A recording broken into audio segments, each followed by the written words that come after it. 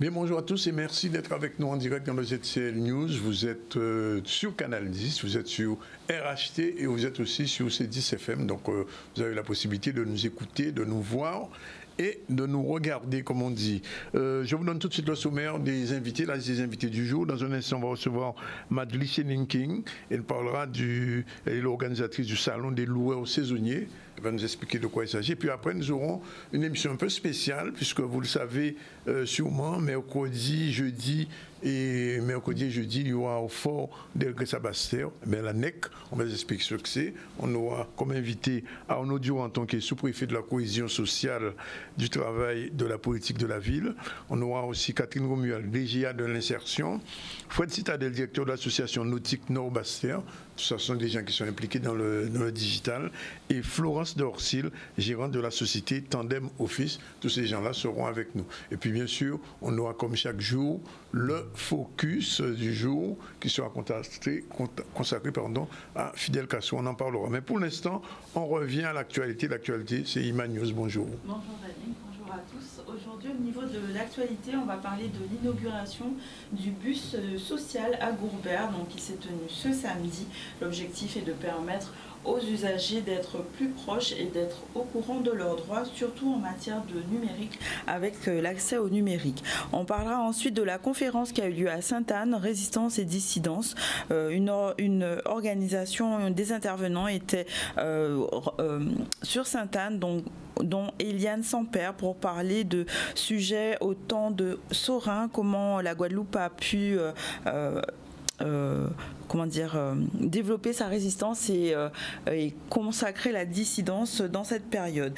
On parlera aussi du bilan de 3 jours d'une mission d'études en Guadeloupe avec 4 sénateurs et il sera aussi question d'une exposition d'œuvres en carton autour de Péguiveau. Voilà, le carton qui se transforme. On va commencer par le premier sujet qui est l'inauguration du bus social à Gourbert. Donc une rencontre a eu lieu pour permettre aux acteurs d'être plus proches justement de l'autonomie des citoyens. Des différents dispositifs ont permis d'être mis en lumière avec des partenaires comme la CAF.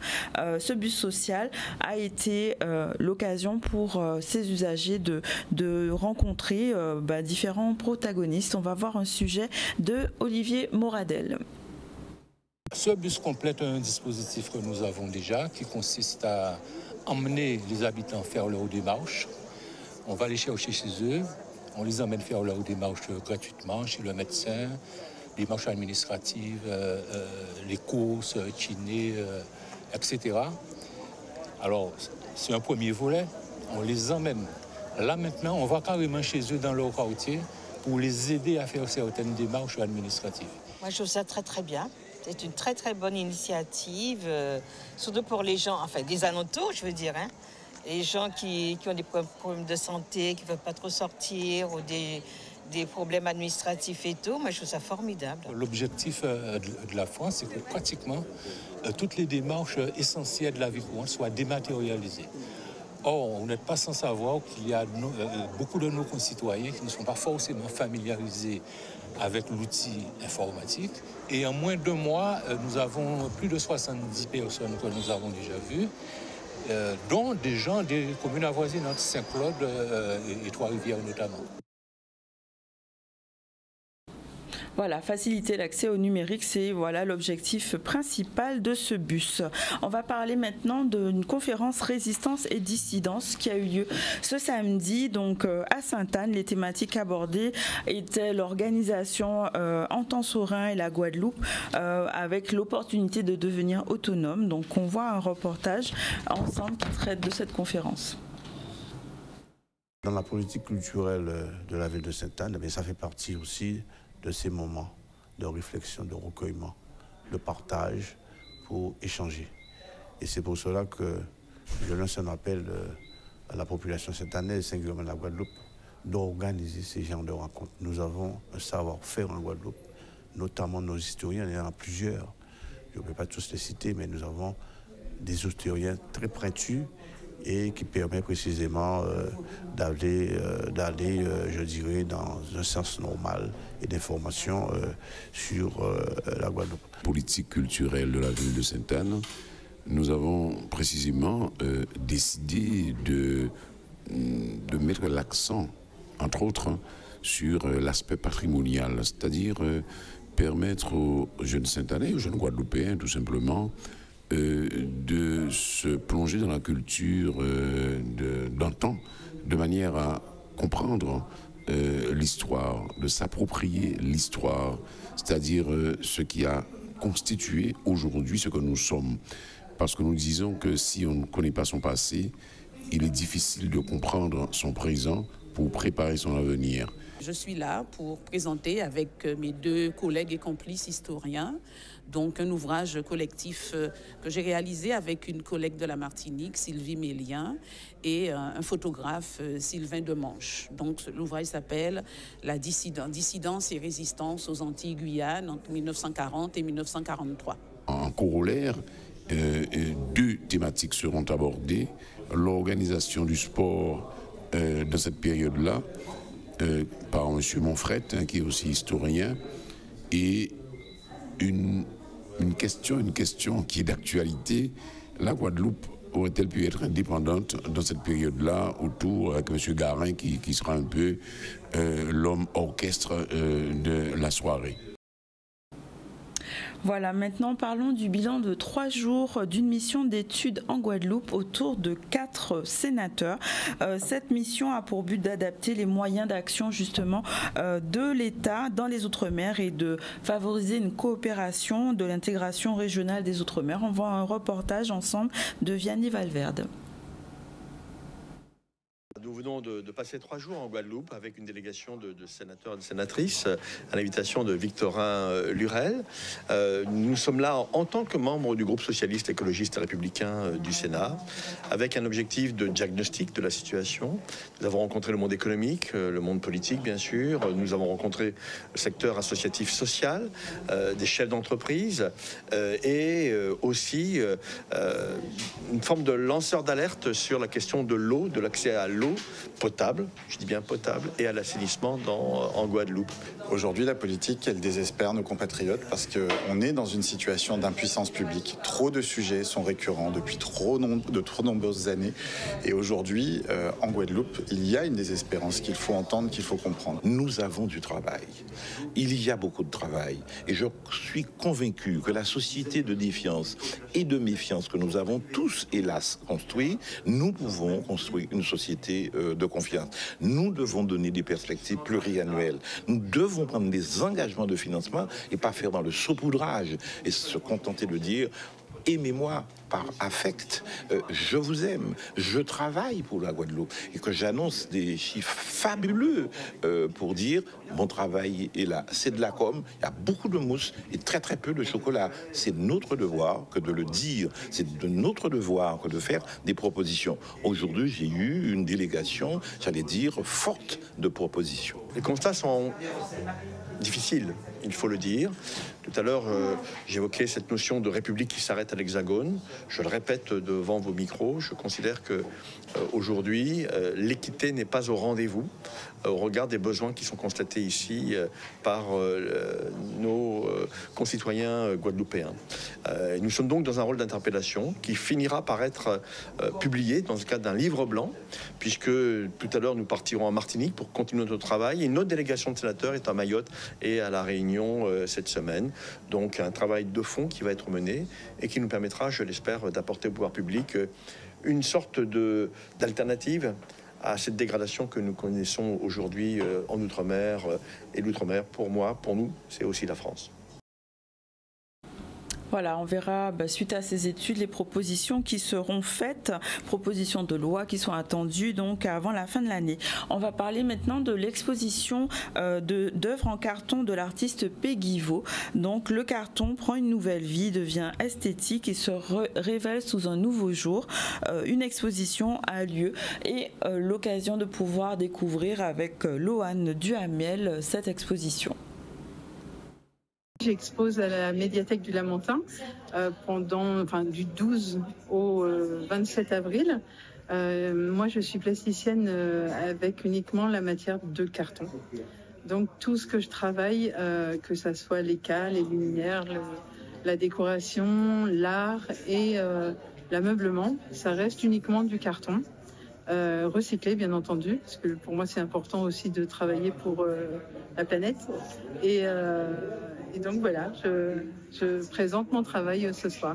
Petite, j'ai travaillé beaucoup de matières, mais je me suis arrêtée il y a 21 ans, quand je suis arrivée en Guadeloupe, je me suis arrêtée au carton.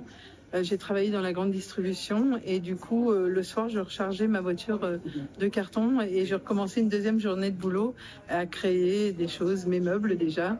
Et puis, je ne pouvais pas imaginer qu'on jette tout ça, en fait. Ce qu'elle réalise, elle m'avait déjà parlé de son art, qui est travailler le carton dans toute sa splendeur. Et je tenais à être là et je suis époustouflée par tout ce que je vois. Je suis agréablement surpris par cette magnifique exposition. Je pense qu'il doit y avoir une bonne quarantaine ou plus d'œuvres. Elles sont vraiment magistrales. Et ce qui me plaît le plus, c'est cette thématique. On retrouve donc les racines africaines, les racines donc antillaises. On retrouve par exemple des instruments de musique comme le tambour, des cartes. Et on voit cette inspiration et tout est en carton. Donc un recyclage, une valorisation donc de cette ressource qui peut être un déchet pour d'autres. Ici donc une véritable ressource et qui habille très bien avec différentes tonalités. C'est très bien mis en valeur. Je fais déjà mes bases. Quand je récupère le carton, je vais le nettoyer. Je vais enlever tous les côtés, tout ce qui est scotché, tout ce qui est écrit. Et ensuite, je vais commencer à le découper en morceaux. Pour moi, il est important de ne pas travailler le côté plat du carton. Enfin, pas tout le temps. Là, vous voyez, il est plat, mais il est travaillé en bande ou en carré. Mais pour moi, c'était important de travailler le côté alvéolé ou le côté strié du carton. Voilà. Okay. Pour montrer tout ce qu'on peut faire avec du carton. En fait, il n'y a pas d'interdit. On peut vraiment faire des choses magnifiques. Voilà, donc le recyclage sous toutes ses formes, artistiquement. Absolument, aussi. Voilà. C'est tout en carton. Ben, il est déjà 12h45. On va rapidement faire un petit focus sur une personnalité qu'on a connue dans le temps, Fidel Castro. C'est un homme d'État, c'est un révolutionnaire cubain. Il est né le 13 août 1926 à Biran, à Cuba, bien sûr. Il a dirigé Cuba pendant 49 ans. Puis Premier ministre de 59 à 76, président du Conseil d'État et du Conseil des ministres de 76 à 2008. Il a été également député de Santiago, premier secrétaire du Parti communiste cubain. Il fut l'un des principaux dirigeants de la révolution cubaine qui renversa le régime dictatorial de Fulgencio Batista. C'était en 1959. Et au début de 60, à la suite de ce bouleversement, le régime cubain instaura une république socialiste avec un parti unique. Tout le monde connaît Cuba maintenant et Cuba et Castro. La situation n'est pas tout à fait comme elle était à l'époque de Castro puisqu'il a été remplacé. Et Fidel Castro, il est décédé il y a déjà 2 ans. Il est le 12h46. On va parler un petit peu en amont de la NEC, puisqu'on va recevoir tout à l'heure toute une série d'invités pour ce numérique commun qui se fera autour de un rassemblement emblématique qui se fera autour de l'inclusion numérique. 3 jours pour échanger autour de l'inclusion numérique du 16 au 18 avril. Ça se fera d'abord une réunion mardi à l'Archipel et mercredi et jeudi, ce sera au Fort d'Elgrès, un véritable programme très important. Et dans un instant, on va pouvoir en parler avec nos invités, puisque je rappelle qu'on va recevoir dans un instant Mme Romuald, qui est déjà de l'insertion, qui va nous expliquer pourquoi, quelle relation qu'il y a entre le NEC et l'insertion. Arnaud Duranton, qui est Richer, sous-préfet de la cohésion sociale et du travail de la politique de la ville, sera aussi notre invité. Et on aura aussi Fred Citadel, directeur de l'association Nautique Nord-Bastère, qui est lui aussi très impliqué dans le numérique. Et puis Florence Dorsil, gérante de la société Tandem Office, qu'on a déjà eu l'occasion de recevoir ici. Je ne sais pas si on a la vidéo, si on peut voir la petite vidéo de cette manifestation. C'est parti.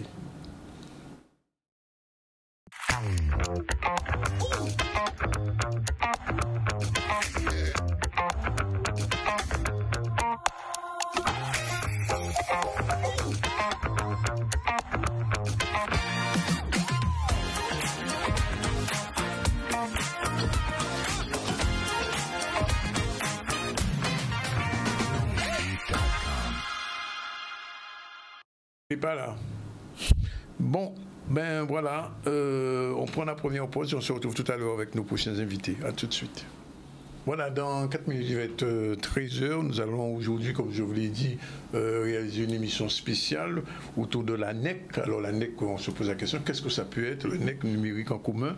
Et c'est l'inclusion numérique, ou ce qu'on appelle l'inclusion, est devenu un processus qui vise à rendre accessible le digital pratiquement à tout le monde, puisque vous savez qu'aujourd'hui, on est arrivé, depuis le Covid, la Guadeloupe est entrée pratiquement dans l'ère du digital.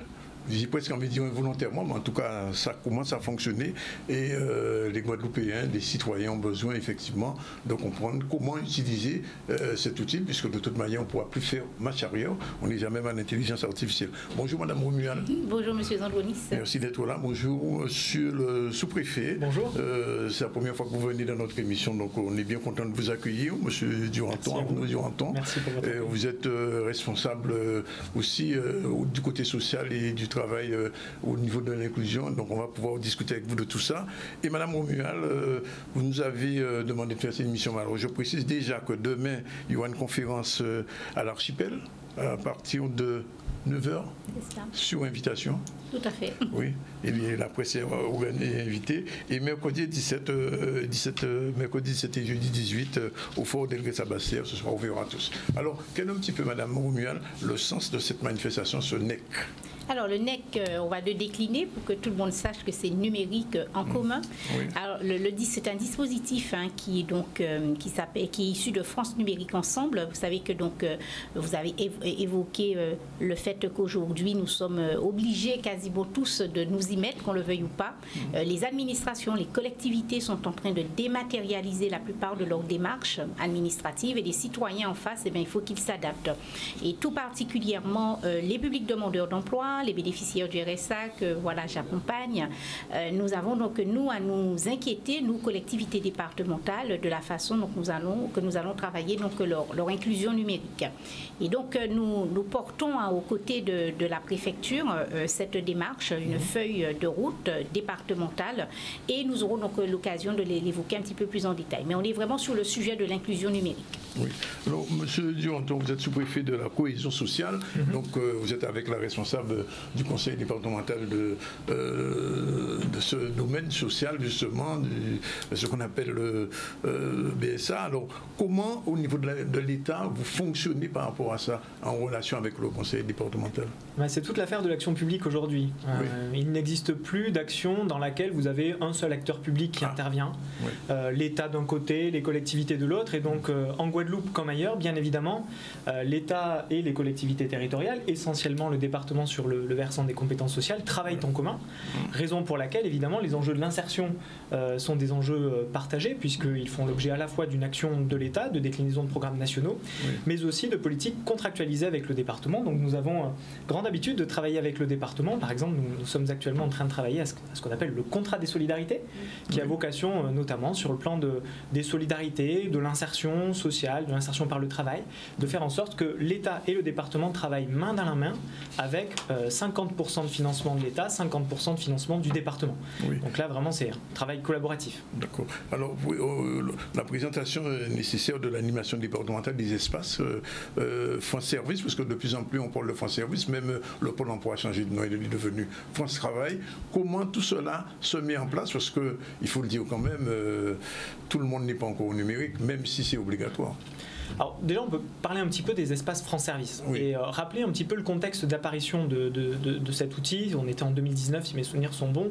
France Service, ça part du constat que partout en France, en Guadeloupe comme dans l'Hexagone, il est devenu difficile pour les usagers d'accéder à un certain nombre de services publics qui se sont éloignés, qui ont parfois fermé, qui ont des procédures qui sont dématérialisées, comme ça a été évoqué tout à l'heure, et qui font que certaines personnes ont du mal à effectuer ces procédures. Donc l'État a mis en œuvre un programme, France Service, c'est-à-dire l'engagement que l'on puisse faire en sorte que tous les Français aient à moins de 30 minutes de chez eux un point à l'intérieur duquel ils vont pouvoir trouver une offre de service public de proximité.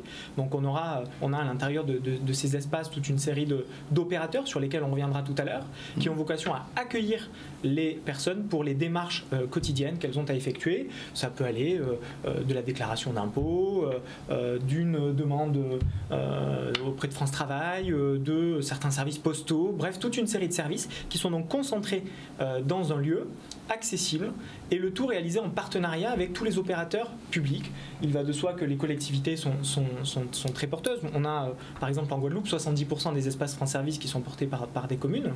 On en a 6 qui sont portés par la Poste, le reste est porté ensuite par des associations, et on a bientôt un bus qui va être inauguré à Marie-Galante qui est porté par la CGSS. Vous voyez, quelque chose de très partenarial, et à l'intérieur de ces centres ensuite tous les opérateurs publics du bouquet viennent apporter une réponse de premier niveau aux usagers qui veulent réaliser un certain nombre d'opérations. Alors, Madame Oumial, il y a aussi un hub maintenant. On parlait de ça quelquefois pour l'aviation, mais maintenant il y a un hub numérique en Guadeloupe. Alors comment ça s'organise concrètement? Alors, en complémentarité des espaces France Service, ce que je voudrais rajouter, c'est que nous avons les conseillers numériques. Donc il y a 51 postes qui ont été ouverts en Guadeloupe. Ces conseillers numériques, donc nous en avons 8 au conseil départemental qui ont été recrutés. Ça pourrait être 15% d'entre eux sont chez nous. Et qu'est-ce qu'ils font? Avant de vous parler un peu de ce hub numérique, puisque c'est Monsieur Citadel qui nous en dira quelques mots tout à l'heure, ces conseillers numériques, nous les avons mis donc à disposition de nos antennes locales d'insertion pour faire, on va dire, 2 choses. Plus précisément, la première, c'est d'accompagner les bénéficiaires du RSA avec la plateforme Job 971. On a eu l'occasion d'en parler ici. C'est de rapprocher les bénéficiaires du RSA de l'employeur.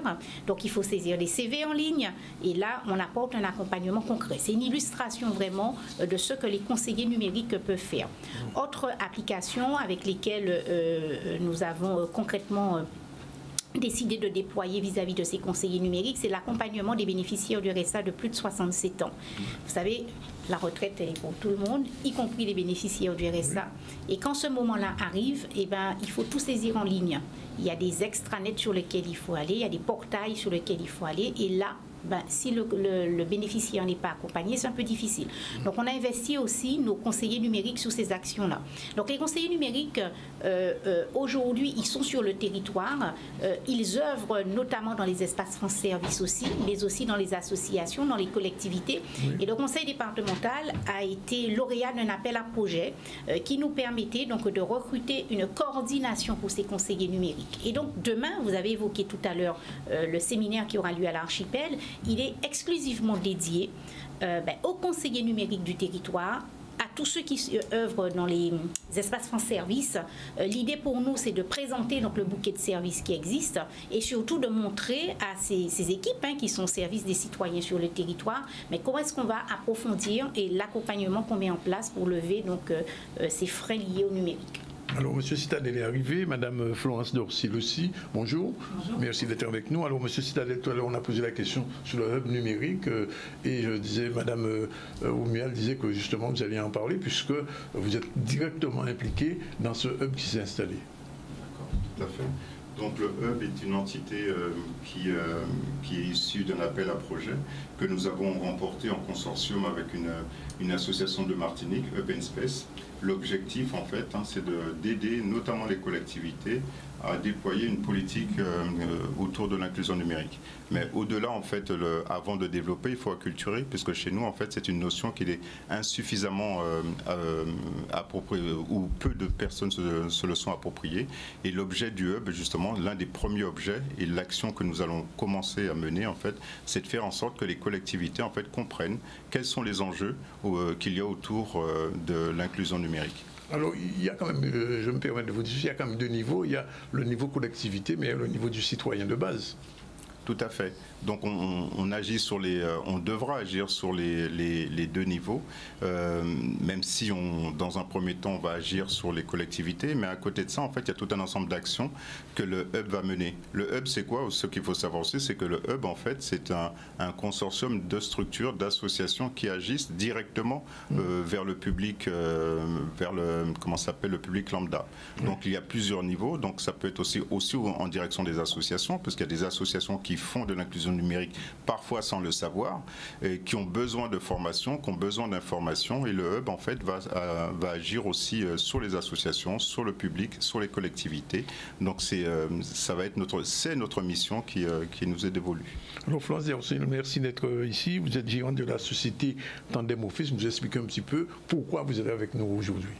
Alors, moi, je suis comme vous le savez, donc la fondatrice de Tandem Office, qui est une agence de transformation numérique. Donc, depuis 2019, mon agence accompagne les acteurs du territoire dans la transformation numérique. Et justement, l'idée d'être là aujourd'hui, c'est d'expliquer, de mettre en avant les événements comme le NEC, le numérique en commun, qui permet justement la démocratisation davantage de ces outils qui vont permettre d'aller vers du numérique, mais aussi surtout de féliciter le chemin qui est fait aussi. On a eu un avant-Covid où justement on a eu beaucoup de travail à faire pour expliquer les jalons à mettre en place sur les sujets de la numérisation. Et en tant qu'acteur du numérique du territoire, je suis vraiment oui, contente, enfin je n'ai pas le mot exact que je veux exprimer, mais je suis soulagée de voir l'appui que l'État peut mettre en place aussi pour soutenir ces actions que les petits acteurs mènent de leur côté. Il y a de la place pour tout le monde. Il y a de la place pour tout le monde parce qu'il y a énormément de travail à faire et l'idée étant d'accompagner aujourd'hui, que ce soit les jeunes, les moins jeunes, mais également les personnes plus âgées, vers la prise en main de ces solutions-là. Et l'idée aussi de faire de l'éducation à tous les niveaux, c'est qu'on ne peut pas faire d'un côté et ne pas faire de l'autre. C'est-à-dire que si on accompagne toutes ces personnes-là à faire du numérique, il faut également que les collectivités soient accompagnées et que tous les acteurs soient accompagnés en même temps pour arriver à un objectif final de transformation et d'accompagnement en ce sens. Alors c'est important, M. Duranton, justement, je reviens vers vous parce qu'on a un problème particulier ici. Il y a beaucoup de jeunes qui sont en décrochage scolaire et puis après ils viennent au RSA. Ils sont quelquefois en illettrisme, mais ça va beaucoup plus loin puisqu'on passe de l'illettrisme à un autre niveau qui est aussi problématique, c'est l'électronisme. Alors comment vous intervenez pour pouvoir faciliter, j'ai envie de dire, l'inclusion numérique? Vous avez raison de poser la question comme ça. Effectivement, le numérique est un enjeu central pour la réussite d'un certain nombre des projets de cohésion sociale sur le territoire qui sont menés par les collectivités comme par l'État. Oui. C'est évidemment un enjeu pour la réussite éducative. On sait à quel point le numérique est aujourd'hui central et permet de redresser la situation dans des problèmes de décrochage scolaire. On sait que c'est un outil qui est efficace. C'est un outil évidemment important pour l'inclusion sociale et aussi un outil, Madame Romuald l'évoquait tout à l'heure, tout à fait central pour l'accès à l'emploi. Oui. Donc clairement, ça fait partie des choses sur lesquelles on doit travailler. Alors sur l'aspect d'abord de France Service qu'on évoquait tout à l'heure, les conseillers numériques sont une aide ici très précieuse parce que notamment ils évitent, ou plutôt ils permettent de dépasser le côté intimidant que certaines démarches peuvent avoir auprès des opérateurs publics parfois, pour un public qui n'est pas à l'aise avec les outils numériques qui sont de plus en plus répandus aujourd'hui dans les démarches administratives.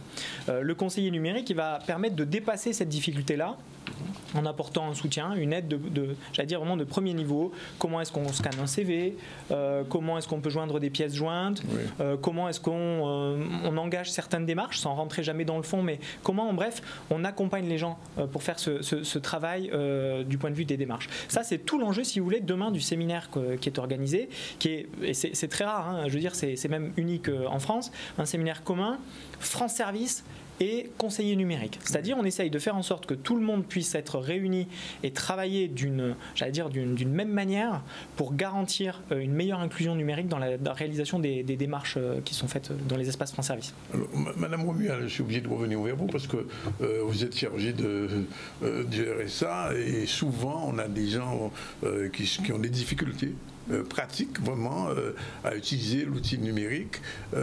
J'ai envie de vous poser la question, comment progressivement progressivement vous emmenez ces gens. Vous avez parlé des conseillers numériques, d'accord, mais je reviens toujours aux citoyens de base parce que nous sommes une chaîne de proximité. À cette heure-là, il y a beaucoup de gens du RSA qui regardent cette émission. Alors, qu'est-ce que vous avez envie de leur dire?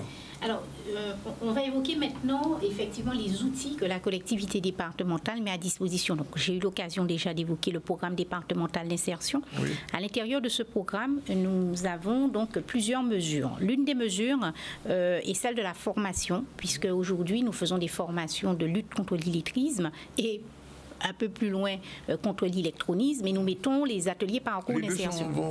Quelquefois, ça peut aller de pair, pas toujours. Alors, vous savez, tout le monde a un téléphone portable aujourd'hui, mais on s'est rendu compte dans les ateliers, parfois, que quand on demandait aux bénéficiaires est-ce qu'ils étaient en capacité de créer une adresse mail, eh bien, ça bug. Parce qu'on ne sait pas. Est-ce qu'ils savent aller mettre à jour, par exemple, leur compte CAF? C'est compliqué. Ou quand on leur dit, ils nous disent, oui, mais on a suspendu le RSA, on leur dit, mais est-ce que vous avez vérifié sur votre espace personnel CAF qu'on ne vous a pas envoyé un message pour vous demander de mettre des pièces? Donc voilà, c'est du pratico-pratique. Donc il y a de la formation, il y a des ateliers parcours d'insertion qui sont mis en place aussi pour développer les compétences numériques. On a évoqué la certification PIX, je sais plus qui en a parlé. Et puis, au-delà de tout ça, aujourd'hui, ces conseillers numériques sont vraiment là pour le tout venant. Donc on a ce qu'on peut faire en collectif, ce qu'on peut faire en individuel. Dire aussi que la collectivité départementale a été retenue pour l'expérimentation territoire zéro non-recours. Vous savez qu'aujourd'hui, on l'estime à peu près pour la population, à peu près 31% des personnes aujourd'hui ne vont pas chercher le RSA parce qu'ils ne savent pas comment faire. Aujourd'hui, si vous devez déposer une demande de RSA, il faut aller, faut se connecter au site de la CAF et il faut saisir sa demande. Mais si vous relevez soit de situation d'électrisme ou d'électronisme, vous êtes en difficulté. Donc on va encore contractualiser avec l'État très bientôt donc, sur l'expérimentation territoire zéro non-recours, justement pour faire en sorte que les personnes ne passent pas aussi à côté de leurs droits. On a évoqué les espaces en service, on a fait une petite omission. On aurait dû vous envoyer les cartographies. Vous auriez pu montrer où sont aujourd'hui situés ces espaces en service, où sont situés les conseillers numériques. Comme ça, la population a une petite idée. Mais tout n'est pas perdu puisque sur le site du conseil départemental, sur le portail insertion, nous déployons en ce moment la cartographie des solutions, notamment en matière d'illettrisme. C'est un travail qu'on a fait avec Jessica Oublié, je la cite, vous la connaissez, Jessica qui est la déléguée régionale de la NCI chez nous. Et cette cartographie, on va l'enrichir très bientôt avec donc ces éléments concernant les conseillers numériques et les espaces en service. Alors, je pose la question à vous, tous quatre, parce que d'accord, l'inclusion numérique, l'utilisation, mais il y a une autre problématique qui vient se greffer, c'est la cybersécurité. Parce que les gens qui ne savent pas utiliser le net ou qui l'utilisent de façon approximative se font hacker. Est-ce que, M. Duranton, à ce niveau-là, au niveau de l'État, on y pense déjà sérieusement? Bien sûr, ça c'est une thématique qui est aujourd'hui absolument centrale au sein de l'État, dans la mesure où, comme vous le savez, certains services de l'État ont déjà connu d'ailleurs des piratages visant à exploiter un certain nombre de données personnelles. C'est le cas de très nombreux services. Alors ce n'est pas l'apanage des services de l'État, c'est aujourd'hui l'ensemble des opérateurs publics et privés qui font face à cette menace. Et effectivement, à l'importance que les données ont pour certains opérateurs peu scrupuleux qui peuvent en faire ensuite un usage détourné. Donc bien évidemment, ça fait partie des choses qu'on connaît. Alors, évidemment, l'État met tout en œuvre pour garantir la sécurité de ces systèmes.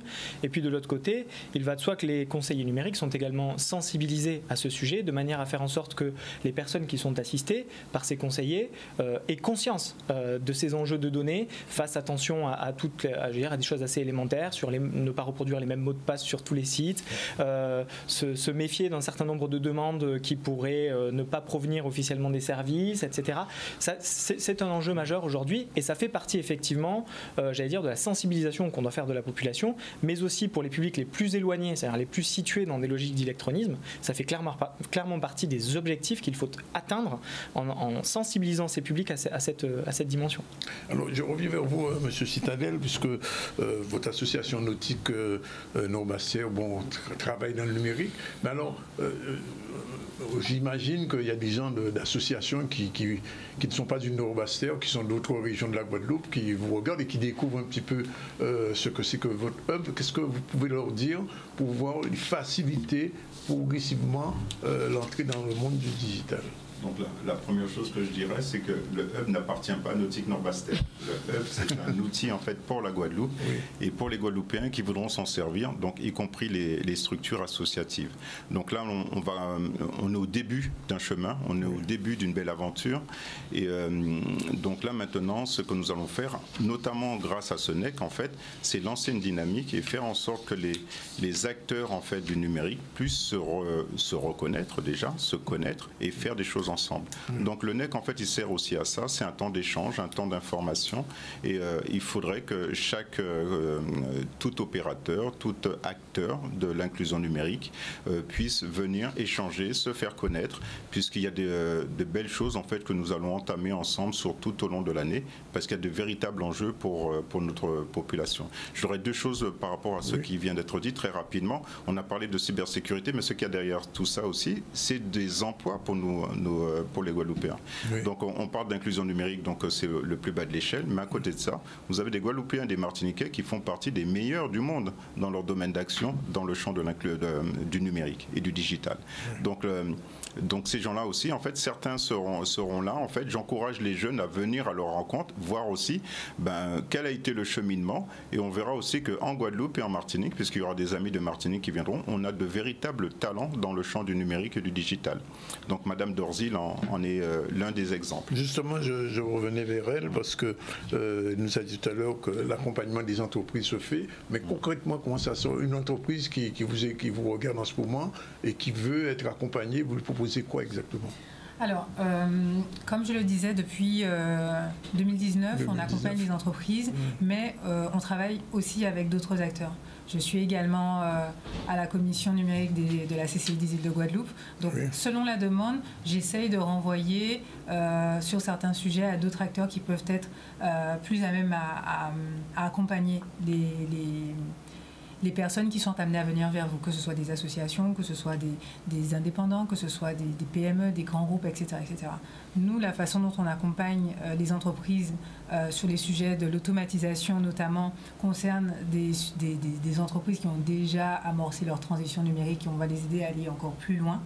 Néanmoins, on accompagne également beaucoup d'associations, notamment j'accompagne énormément de jeunes dans une association qui s'appelle 10 000 codeurs. Je suis également experte Bondinov où j'accompagne énormément de jeunes dans la création de leurs projets.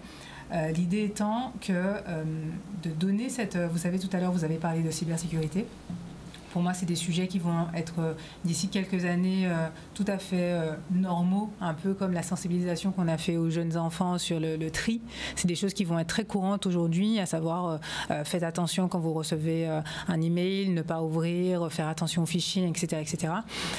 L'idée étant de marteler ce message petit à petit. Donc, c'est du travail de longue haleine. Moi, je fais ça depuis 2019, donc j'ai beaucoup de fierté à voir où on va et de voir de plus en plus d'actions comme ça se démocratiser. L'idée étant que chaque acteur a une réponse aux besoins des personnes et qu'il faut que ces personnes se manifestent auprès des acteurs du numérique pour qu'elles puissent être en capacité de les rediriger vers les services compétents pour les accompagner. Alors ça signifie aussi bien Madame Omual que Monsieur Duranton que le numérique aujourd'hui offre un panel d'emplois nouveaux. Déjà au RSA, est-ce que des jeunes qui sont bénéficiaires du RSA sont intéressés ou peuvent être intéressés? Et au niveau de l'État, est-ce que, bon, ça c'est au niveau scolaire aussi, parce qu'à l'école aussi de plus en plus maintenant, le numérique a pris sa place. Comment ça va s'organiser au niveau de l'emploi d'une manière générale? Alors, je commence. Allez-y. On parlait de la partie éducation. Alors, pour les bénéficiaires du RSA, autant que faire se peut, donc nous mettons aussi des ateliers découverte emploi. Nous travaillons avec France Travail, je le dis parce que encore plus on va être amené à collaborer ensemble sur la découverte des métiers. Vous avez évoqué la cybersécurité. Oui, ce sont des débouchés aujourd'hui qui existent. Donc, à charge pour nous, avec France Travail, d'organiser des job dating pour faire découvrir ces métiers-là. À charge pour nous aussi de travailler sur les programmes de formation qui permettront de qualifier les personnes dans ce secteur. D'ailleurs, dans le panel des exposants sur le Fort Louis-Delgrès qui est prévu donc mercredi et jeudi, nous aurons des personnes qui viendront nous dire cela. Monsieur Duranton. Alors oui, vous avez raison, le numérique, le digital, comme on dit parfois, est effectivement aujourd'hui un gisement d'emploi extrêmement important à l'échelle de la France, comme bien évidemment à l'échelle de la Guadeloupe. Et plus particulièrement, il y a évidemment le champ de l'intelligence artificielle qui ouvre aujourd'hui, qui est à la fois, qu'on accuse parfois d'être un destructeur d'emploi, mais qui est aussi un créateur d'emploi à d'autres égards lorsqu'on sait s'en saisir. Et par exemple, nous avons, avec Monsieur Citadel, il y a quelques jours, dans le cadre du programme Définov Tiers-Lieu, qui a été inauguré vendredi dernier à Sainte-Rose, nous avons évoqué notamment un projet de tiers-lieu qui mobilise ici l'intelligence artificielle, dont on sait qu'elle est un outil puissant pour sortir les gens de leur situation de défaut d'emploi, pour permettre donc l'entrée dans l'emploi, mais aussi, voilà, on sait que c'est quelque chose une chose sur laquelle on doit miser en termes de formation professionnelle, et c'est effectivement le cas. Alors, l'autre question que je pose avant qu'on parle du programme de ces 2 journées, je pose la question à tous les 4, c'est la question de la dématérialisation. Je vous dis ça pourquoi? Parce que quelquefois on a des émissions avec la CAF et ils ont beaucoup de difficultés avec les gens qui doivent utiliser aussi bien la CAF que la CGSS. Amélie, c'est pas évident pour tout le monde, effectivement. Comment concrètement aux Guadeloupéens qui nous regardent et qui vous écoutent aujourd'hui, leur dire attention, ne pas se craindre, ne pas dire que bon, je laisse tomber, je n'y arriverai jamais. Quel est le message que vous leur faites passer? Et on parlera tout à l'heure de la programmation des 2 journées. D'autant plus que la plateforme des impôts est ouverte. Oui, en plus, oui. Et je parle Parcoursup, c'est pareil pour les étudiants, enfin, pour les bacheliers. Donc le numérique se retrouve un peu partout maintenant. Clairement, c'est tout l'enjeu, cette dématérialisation. Et ce que je disais tout à l'heure, il ne faut pas que les gens craignent les procédures administratives. L'État a fait en sorte d'aller vers la population avec les espaces France Service qui, comme ça a été dit par Madame Romuald, sont très largement diffusés sur le territoire. Et nous avons par ailleurs des bus France Service qui ont également vocation, dans une logique d'itinérance dont on va d'ailleurs bientôt affiner les parcours, d'aller vers les populations pour qu'elles puissent physiquement accéder à ces espaces.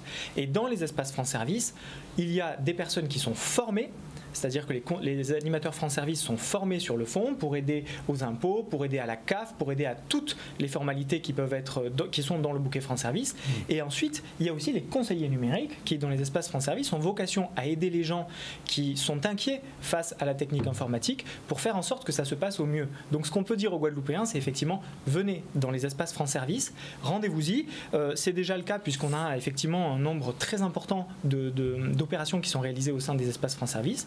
Mais ces espaces sont là. Ils sont présents, en proximité et en mesure d'accueillir les gens pour lutter contre quelque chose de central qui est le non-recours aux droits. Il n'est pas normal que dans notre pays, un certain nombre de personnes qui ont des droits et qui peuvent en faire usage, j'allais dire, restent en retrait parce qu'elles craignent la procédure administrative ou qu'elles craignent l'aspect dématérialisé de cette procédure. Donc c'est tout le projet des espaces France Service de lutter contre ça. Madame Romuald, on parlait d'emploi, mais en fait, les conseillers numériques sont les premiers emplois que vous avez créés avec votre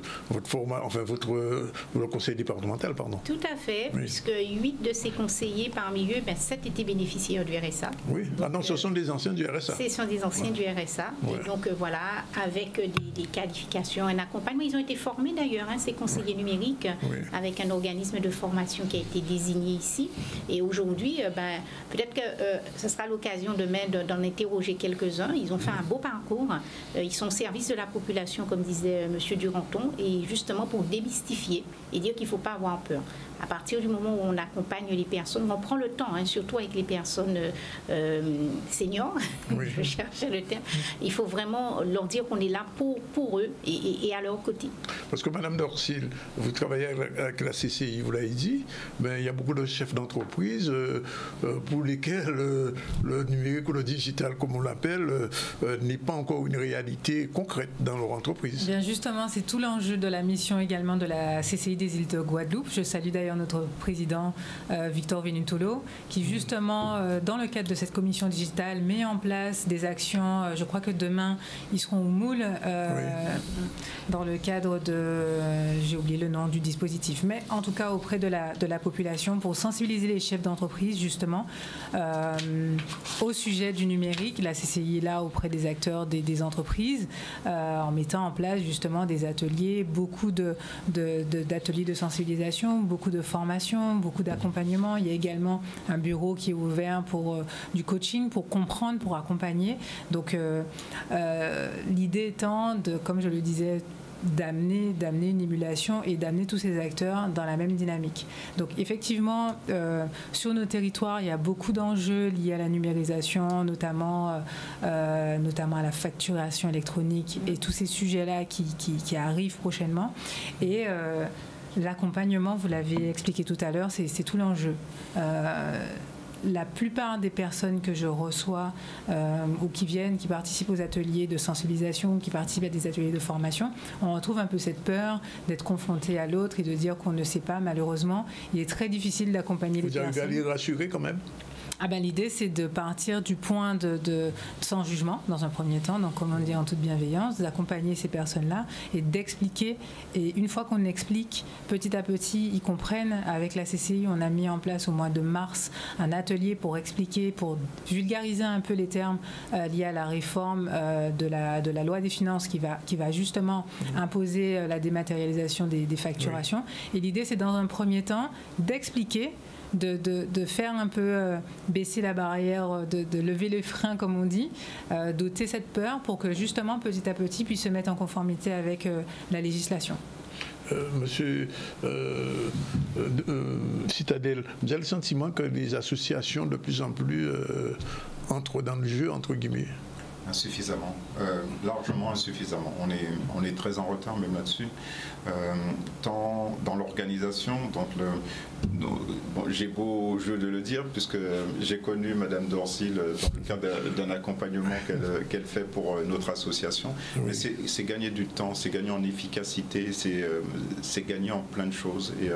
Et comme en plus nos associations souffrent d'un déficit d'ingénierie, il ne faut pas qu'on perde en plus ce combat face à l'inclusion numérique et à l'utilisation du digital. Donc il y a des choses en fait qu'il faut qu'on gagne. Comment ça s'appelle, d'autant plus en fait, comme on manque de bénévoles, donc il faut qu'on soit efficace et notamment en utilisant le digital et le numérique. Bon, on va prendre la première pause publicité. On se retrouve tout à l'heure pour parler du programme de ces 2 journées. Vous allez décliner un petit peu vos rôles chacun dans ces 2 journées. D'abord le séminaire de demain et mercredi et jeudi, à tout de suite après la pause. On est parti trop vite. Voilà, on redémarre. Voilà.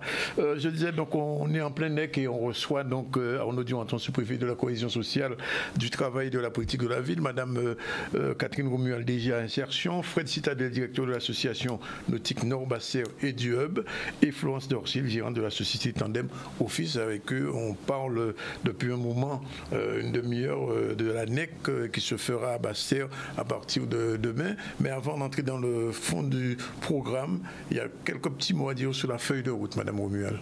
Oui, alors on voulait, pour résumer un peu, pour ceux qui vont prendre le train en marche, finalement, redonner cette feuille de route que nous avons travaillée avec les services de l'État. Donc, elle a 5 axes et vous verrez que finalement, la façon dont c'est structuré, c'est vraiment pour lutter contre cet illectronisme. Donc, un axe 1, nous sommes en plein, c'est de communiquer donc, sur les enjeux de l'inclusion. C'est ce que nous sommes en train de faire grâce à ce plateau. 2, de renforcer l'accompagnement vers l'autonomie numérique, donc aussi bien des bénéficiaires du RSA que des demandeurs d'emploi, mais que de tous citoyens de façon générale. Le 3e axe, c'est de rendre des lieux de formation et d'assistance numérique accessibles à tous. Les espaces France Service, on en a parlé.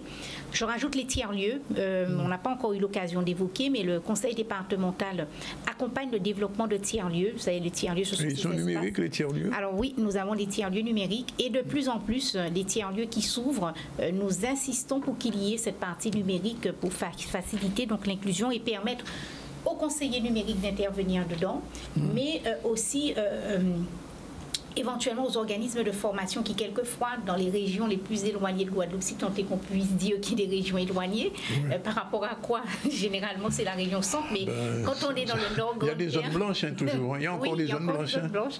Quand on est dans le nord Basse-Terre, quand on est en Côte-sous-le-Vent, quelquefois, on a l'impression d'être très éloigné, donc on favorise l'installation de ces tiers-lieux pour permettre donc de rendre accessible ça. Axe 4, et on l'a évoqué, donc c'est de faire du numérique un levier pour l'insertion sociale et professionnelle professionnels des Guadeloupéens. Et enfin, l'axe 5, on l'abordera largement demain, qui est la coordination de réseaux d'acteurs qui agissent pour l'inclusion numérique sur le territoire. Donc c'est important de rappeler ça. Et M. Duranton, il va parler du bouquet des espaces de France Service.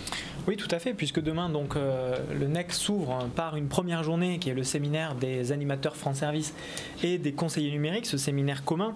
Alors France Service, que nous évoquions tout à l'heure à l'antenne, peut-être donner quelques informations complémentaires pour que chacun comprenne tout ce qu'il peut y trouver, notamment ce que les Guadeloupéens peuvent réaliser comme opération au sein de ces espaces France Service.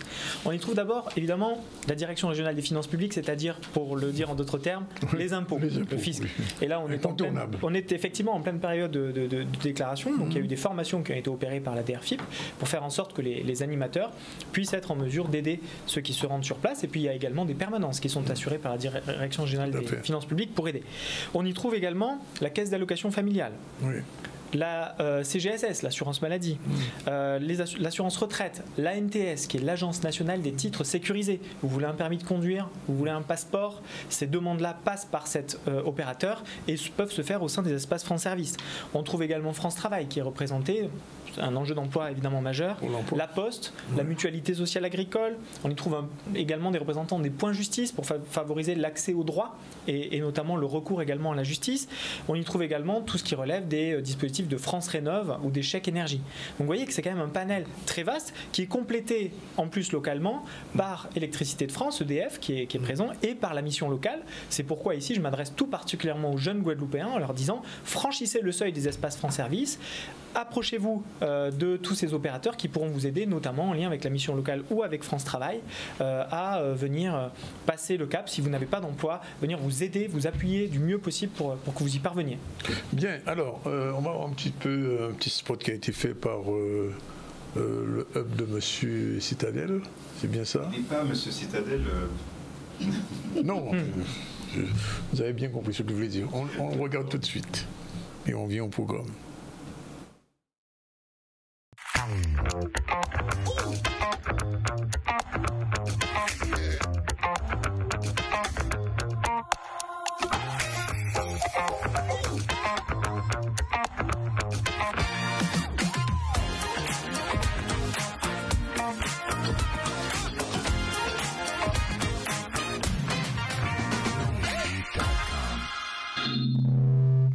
Alors on va essayer de décliner le programme, il est très vaste, on ne va pas tout dire. Alors qui veut donner les grands points?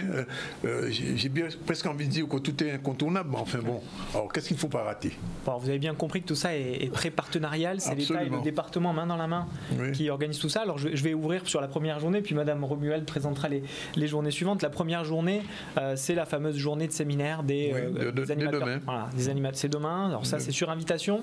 En fait, on réunit dans cette journée les animateurs des espaces France Service et les conseillers numériques de manière à faire une sorte de bilan global du fonctionnement des espaces France Service.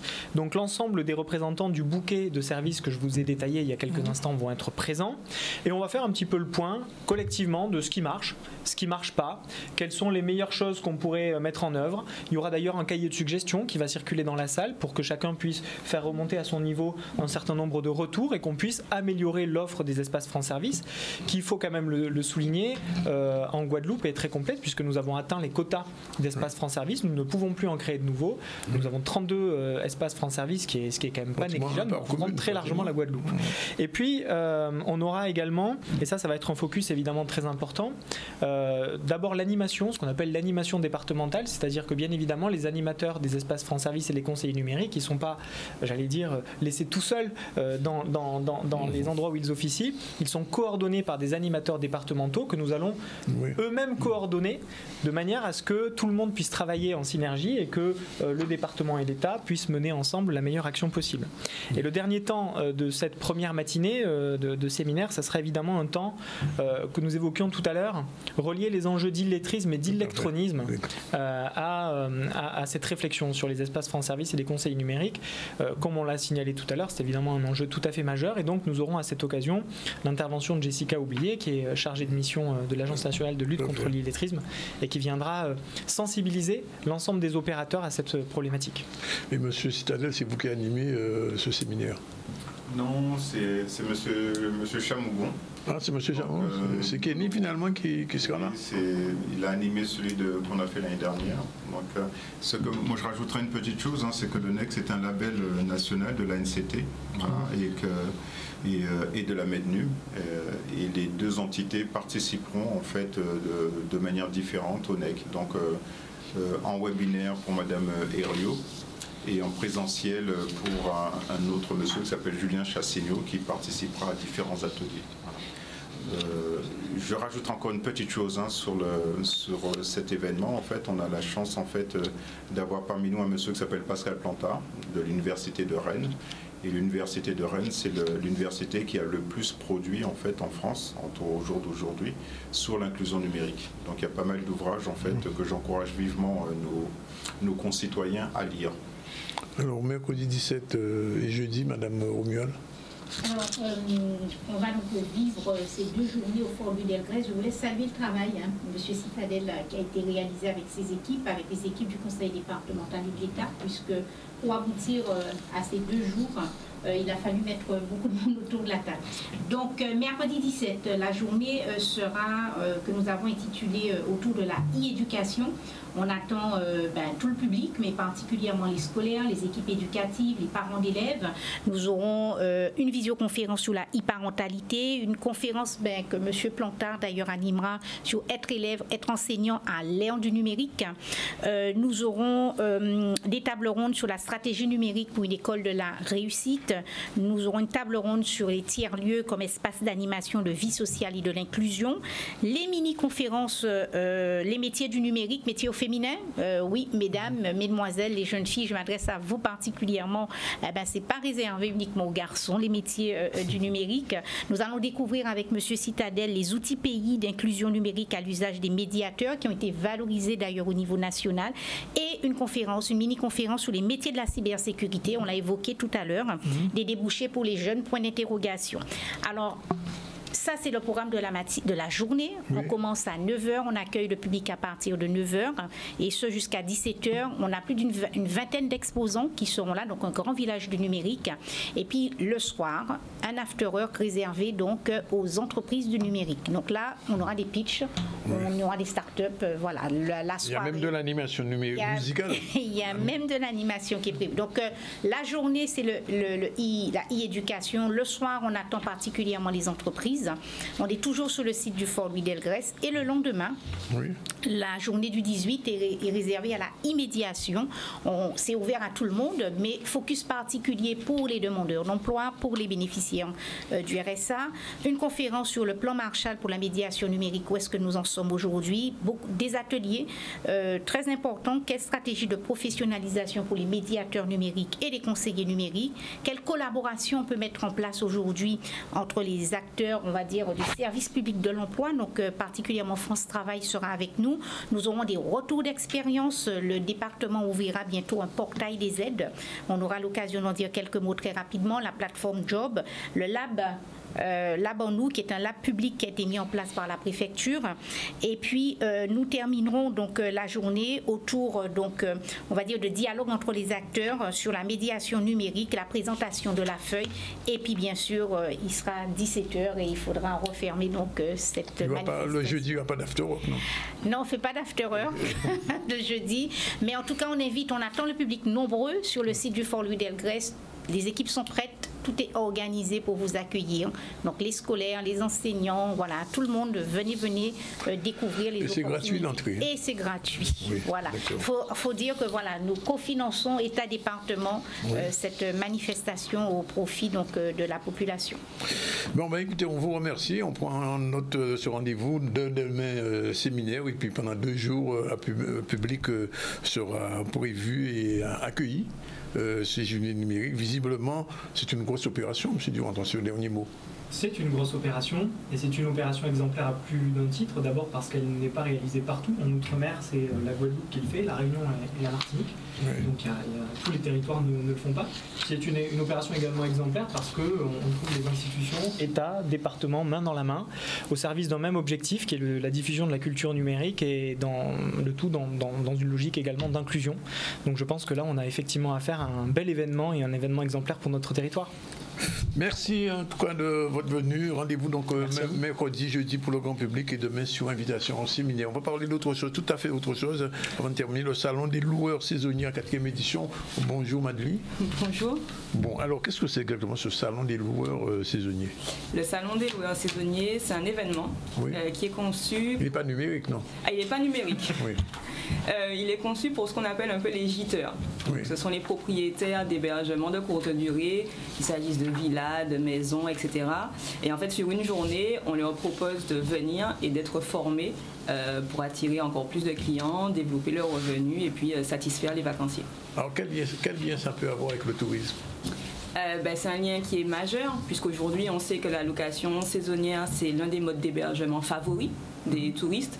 Donc ça veut dire qu'aujourd'hui, quand un touriste il vient en Guadeloupe, il a le choix entre évidemment les hôtels, les résidences, etc. Mais bien souvent, il va en location de courte durée. Oui. Et donc forcément, on est au cœur d'un enjeu majeur. Si on sait bien accueillir, si on sait comment ça fonctionne, on a des chances de réussir sur un secteur où aujourd'hui on estime qu'il y a à peu près 10 000 meublés de tourisme. Donc autant maîtriser le sujet. Cela dit, pendant ce salon, il y a quand même, je vois une démarche marketing, maximiser la visibilité de votre location en ligne. Exactement. Oui. On couvre un panel de thématiques. Vraiment, on donne aux loueurs tous les outils, toutes les connaissances dont ils ont besoin pour bien gérer leur activité. En gros, ils ont le choix. Soit ils se disent, je fais comme je peux et puis on verra comment ça se passe. Soit ils se disent, j'ai plus envie d'improviser, j'ai des questions, je viens chercher des réponses. Et le salon apporte des réponses. Et parmi les thématiques qu'on couvre, on a évidemment tout ce qui est fiscalité. Oui. On a parlé des impôts tout à l'heure. Qu'est-ce qu'il faut payer, quand, quoi, comment, réglementation. On a un volet décoration. Quels équipements il faut choisir ou pas? Est-ce qu'il faut mettre un grand barbecue ou un petit barbecue? Est-ce qu'il y a des matériaux à privilégier ou pas? On a un volet qui intéresse toujours tout le monde, c'est la gestion et notamment la rentabilité. Et puis on a un volet forcément numérique, puisqu'aujourd'hui, le vacancier, le voyageur, il réserve en ligne. Et c'est en ligne qu'on provoque le coup de cœur. Il y a l'époque des petites annonces. Donc il y aura du numérique quand même. Il y aura un peu de numérique. Oui. Alors, mais quand même, il y a une question. Le Airbnb, ça se développe beaucoup entre la Guadeloupe et la Martinique, d'une manière générale? Ça continue à se développer. C'est pas récent. Hein. Oui. Louer un petit bien, un petit appartement pour des touristes, ça existait déjà avant. Voilà. Mais depuis quelques années, en effet, ça a explosé, ça s'est démocratisé. Et en Guadeloupe, comme je vous ai dit, les chiffres 2022 estiment à peu près 10 000 unités. Ah, quand même. Et c'est un chiffre 2022, hein, on est déjà en 2024. D'ailleurs, la région Guadeloupe va faire une intervention pour dresser un peu un état des lieux actualisé du secteur. Donc oui, ça fonctionne. Et du côté, tant au niveau de l'offre, donc ça veut dire qu'il y a de plus en plus de biens, mais aussi au niveau de la demande. Alors, quelqu'un qui a sa petite maison et qui veut passer en Airbnb ou en location saisonnière, qu'est-ce qu'on peut lui dire de venir absolument à ce salon? Je pense que c'est l'endroit où il faut être samedi 20 avril. Alors, c'est où? C'est au CWTC. Oui. C'est une fois dans l'année. Donc, ça veut dire que si on rate, c'est rendez-vous l'année prochaine. Oui. Donc, voilà, à vos risques et périls. Il n'y a pas de rediffusion en ligne. Donc, clairement, il faut venir en présentiel. Et puis, voilà, on a réuni tout un... Il n'y a pas que des stands.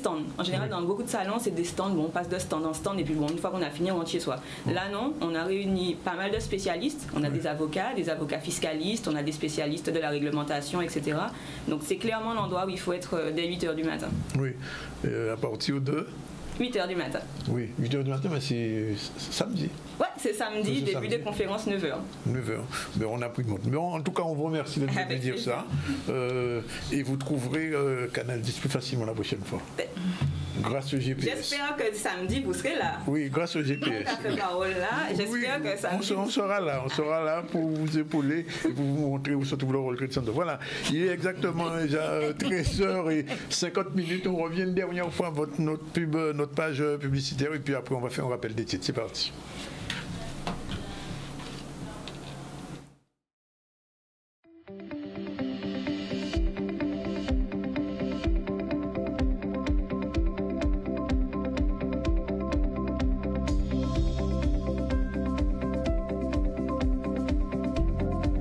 Vous avez déjà une location touristique ou vous souhaitez vous lancer? Welcome à la maison. Le salon des loueurs saisonniers vous accueille le samedi 20 avril de 8h à 18h au CWTC. Participez à des conférences exclusives, posez vos questions à des spécialistes de la fiscalité, de la décoration, des subventions, du marketing et bien d'autres. Échangez avec d'autres hébergeurs de courte durée et repartez gonflé à bloc. Billetterie sur welcomealalamaison.com. Plus d'infos au 0658 65 09 93. Welcome à la maison, l'événement incontournable avec Sous les cocotiers et Alouego. Retour sur l'actualité aujourd'hui. 85. Bien, je vous remercie. Ok. Allez, voilà, il est exactement 13h52. Un rappel titre de l'information avec Iman News qui est de retour. Oui, alors retour de l'actualité, on a parlé de l'inauguration du bus social sur Gourbet, donc on parlait de l'accès au numérique.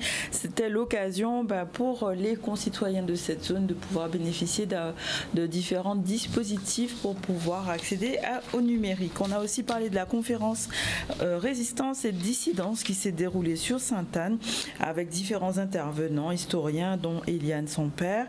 On a fait aussi le bilan des 3 jours d'une mission d'études en Guadeloupe avec les 4 sénateurs qui justement ont pu faire un état des lieux de différentes problématiques liées à la Guadeloupe et des propositions de loi seront faites d'ici la fin de l'année.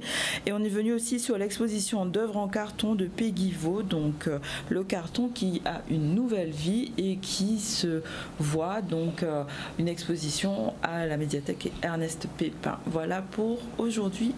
Voilà, et bien sinon, aujourd'hui on a une émission un petit peu particulière puisque en début d'émission on devait recevoir Madly et elle est arrivée en fin d'émission, mais enfin c'est pas grave. On a fait un gros focus sur le NEC, cette manifestation qui commence demain à Bastère à l'Archipel par un séminaire qui se poursuit pendant 2 jours, mercredi et jeudi au Fort d'Elgrès. Je ne vais pas redonner tout le programme, mais sachez quand même qu'il y a des conférences sur l'Agence nationale de cohésion des territoires, la présentation de l'animation départementale, vous l'avez vu, aussi un cocktail déjeunatoire si vous voulez manger, et surtout cette conférence sur France Numérique Ensemble. De quoi parle-t-on? C'est très important. Si vous ne savez rien, vous avez peu sur le numérique, ce sera l'occasion justement pendant 2 jours de vous initier, d'apprendre des choses et de venir sur place. Et puis on a aussi reçu Madly. Pourquoi? Pour parler du salon des loueurs saisonniers, c'est la 4e édition, ça se fait samedi au World Trade Center. Là aussi, si vous avez un local à louer, vous ne savez pas qui j'en pour faire ça, venez justement à ce salon. On vous dira combien ça coûte, comment maximiser votre visibilité et aussi comment décorer efficacement votre local. C'est samedi et c'est au World Trade Center. Voilà, c'est fini pour aujourd'hui. On a fait notre focus sur Fidel Castro, on en a parlé.